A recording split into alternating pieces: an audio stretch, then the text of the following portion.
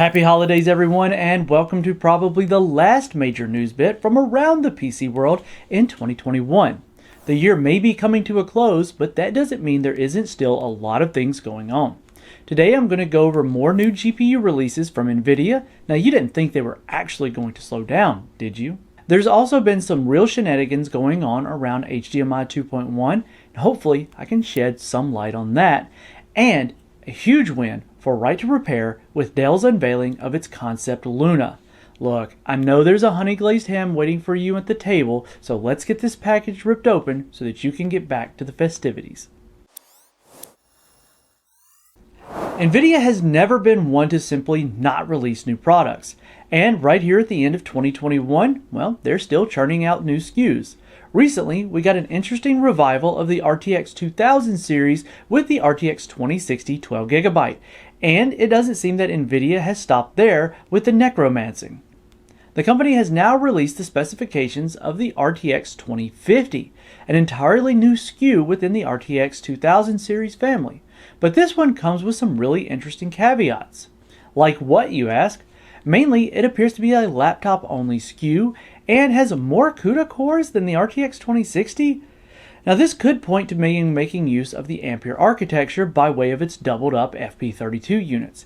It is, however, running a much lower clock speed and only supports 4GB of GDDR6 on a 64-bit bus. So don't expect it to be a contender with the RTX 2060 or even close to that of the RTX 3050s you'll find in laptops recently released.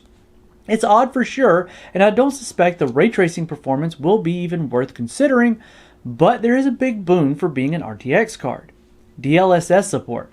And that's nothing to complain about. While this will most likely find itself in laptops that would normally have the MX variant of GPUs installed, it still feels very weird. But then again, it is a very weird time in the industry. In other news, thanks to the 2021 Newspeak Dictionary, HDMI 2.1 is just a name and doesn't have much meaning anymore. In the past, these naming designations were super important as it denoted specific new feature sets, like when HDMI 2.0 was needed for running 4K 60. Previously, 2.1 was needed to run 4K 120 or up to 8K. Now, well, everything is HDMI 2.1. What does that mean? Well, it's a mess, so let me unpack it. The update was actually caught by the industrious TFT Central when looking over the specifications of a new Xiaomi monitor. According to the monitor's manual, it has two HDMI 2.1 ports that cap out at the capabilities of HDMI 2.0. Now, upon inquiring, they found the HDMI 2.0 moniker has been retired and it's all now HDMI 2.1.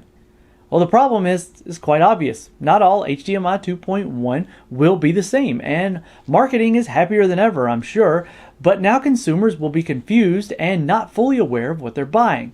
This, in my opinion, is a horrible decision, and I urge anyone in the market for an HDMI 2.1 TV or monitor to read the specifications very, very closely.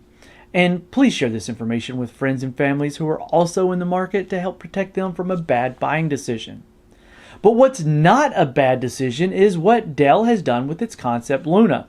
Not to be confused with Amazon's Luna cloud gaming service, Dell's concept Luna is a huge win for Right to Repair evangelists, and I'm cheering right along with them. A user repairable and serviceable laptop isn't exactly new. We recently looked at the incredible Framework laptop, and Concept Luna is very reminiscent of that. The entire build process of Concept Luna is to reduce overall carbon footprint of the unit by half when compared to conventional laptops, and it all starts with how it's manufactured.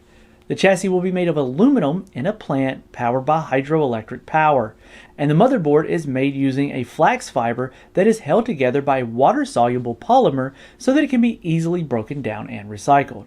Oh yeah, and it's user serviceable from the keyboard to the screen, so let's hope its modularity could allow for some easy user upgrades down the road. But for any of this to happen, it'll have to release in the first place, so here's to hoping we see this one come to fruition sooner rather than later. And with that, we bring this past week to a close. We're greeted by a new SKU from Nvidia that's technically an old series, but a new GPU, so a little weird on that one. The water gets really muddy on HDMI 2.1 and what that even means thanks to the move to eliminating the HDMI 2.0 branding, and Dell makes a major stride to sustainability and right to repair with Concept Luna, and here's to hoping they do make that one to market. Now that I've wrapped it up, I want to thank you all for joining me on this week's journey, and I hope you enjoyed it, and if you did, please leave a like and make sure you're subscribed here at PC World for even more PC hardware and software goodness.